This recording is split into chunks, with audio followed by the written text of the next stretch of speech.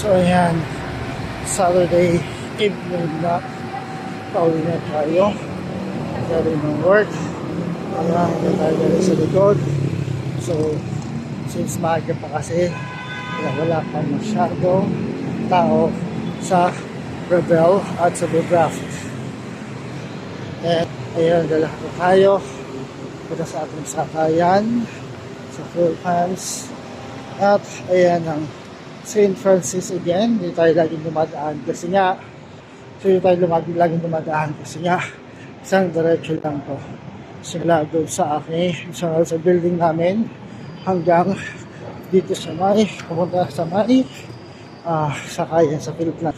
So, ayan na siya. Ayan, may simbang ngayon dahil nga simbang gabi. So ayan, bukas ng simbahan at may mga isisimba na sa loob dahil ilang araw na lang, 4 na araw na lang, Pasko na. Ayan, lahat na tayo punta na sa Kayan. Ayan, dyan tayo pupunta dyan sa may Christmas light road na tayo pupunta.